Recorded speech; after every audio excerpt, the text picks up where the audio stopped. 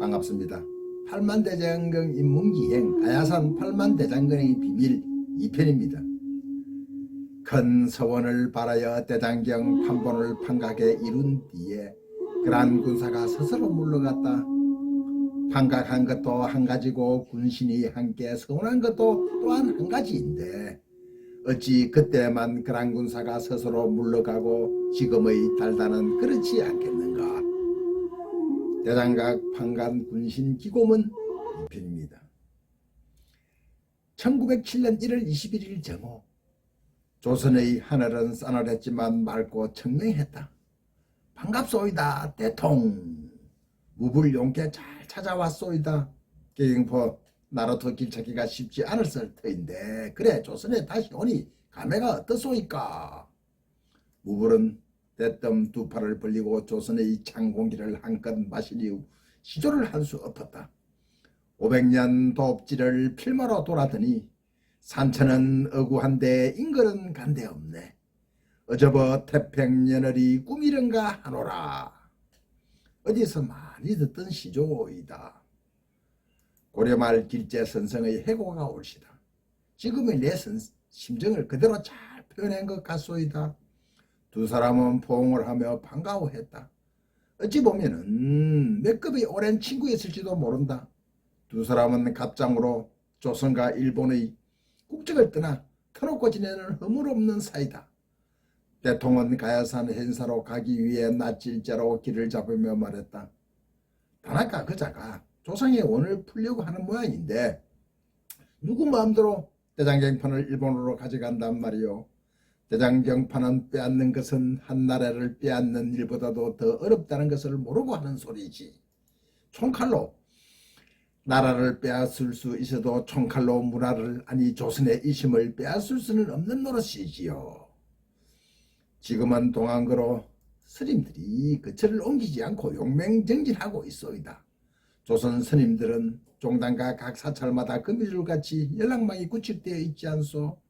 본사에서 연통하면 하루 이틀이면 전국의 말사까지 봉화나 파발보다도 더 빨리 정확하게 전달할 수 있다오.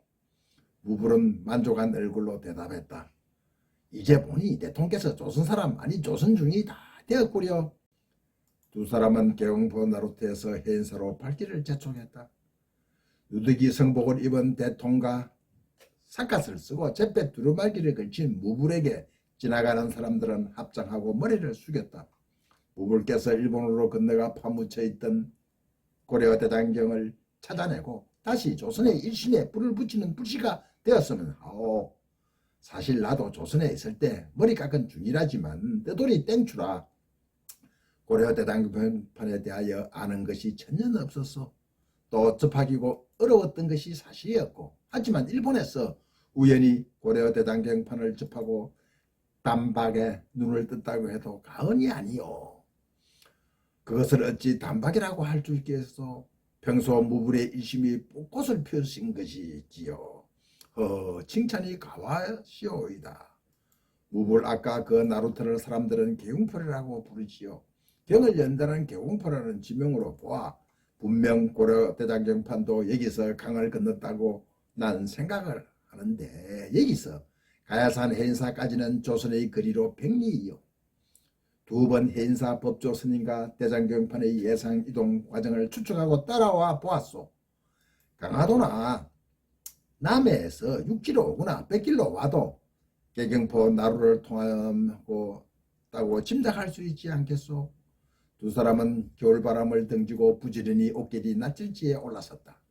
길은 좁았고 소달구지나 수레도 다닐 수 없는 길이었다. 하지만 사람들의 왕래는 많은 듯 했고 부지런한 사람들은 등짐을 지고 이고 바삐 고개를 넘고 있었다. 무불이 물었다.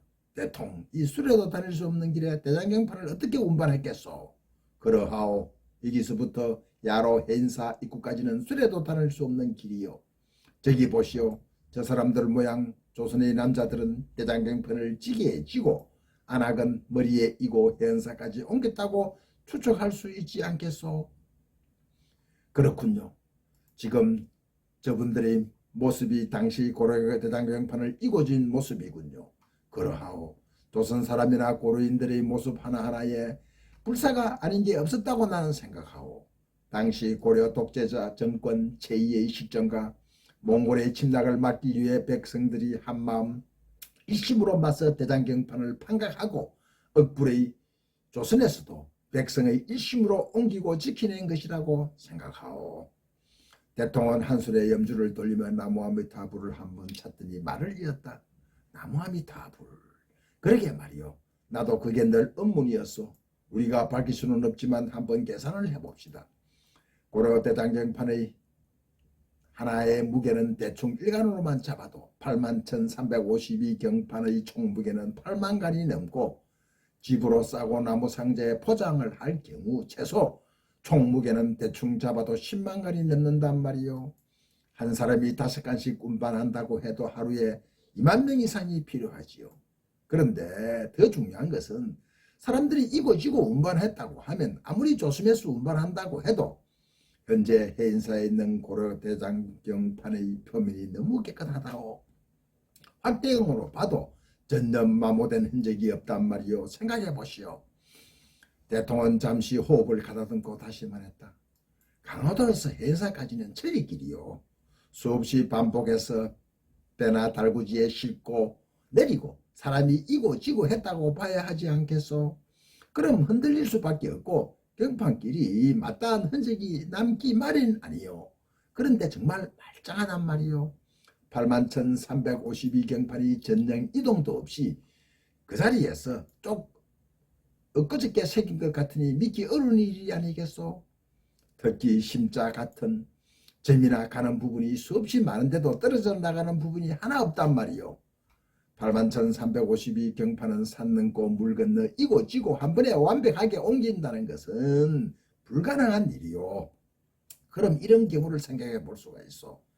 해인사 가까운 곳에서 판각했다고요. 아니면 전국의 사찰에서 동시다발적으로 부패를 열듯이 말이요. 어차피 경판의 판화보는 광화경 대장도감에서 개타사 성통 수기대사를 비롯한 고성재석들이 직접 교정 감수하고 필체 좋은 학생이나 성가에 급제한 스님들이 집체교육을 받아 구양순체로 쓰고 전국의 각수들이 일심으로 한작하고 삼배를 하면서 16년 동안 새겼다고 봐야지요. 그런데 무불의 편지를 받고 난 놀랐소. 무불께서 연구한 각수들이 자율적이라는 것에 정말 놀랐다오. 난 처음 고려 대장경판이 무인정권의 실권자 제의에 의하여 반강제적으로 만들어진 것인 줄 알았소이다. 조선 스님들도 대부분 그렇게 알고 있고요. 무불은 빙그레 웃으며 말했다. 그동안 대통령께서도 공부를 많이 하셨고요. 1236년 고종 23년 무신정권의 독재자 제의가 군림했고 달단이 고려의 전국토를 유린하고 숙대보로 만든 시기가 아니요. 하지만 고려인들은 무주상 보시의 한마음 일심으로 판각을 했던 것이요. 억불 숭유의 조선 선비나 일본의 일부 학자들이 고려 불교를 폄하하기 위해서 한 말이지요. 두 사람은 고려 대장경판에 관하여 이론적으로는 통달하고 있었다. 원래 무불도 조선에 있을 때 고려 대장경판에 관하여 그렇게 많은 관심을 가지지 못했던 것이 사실이다.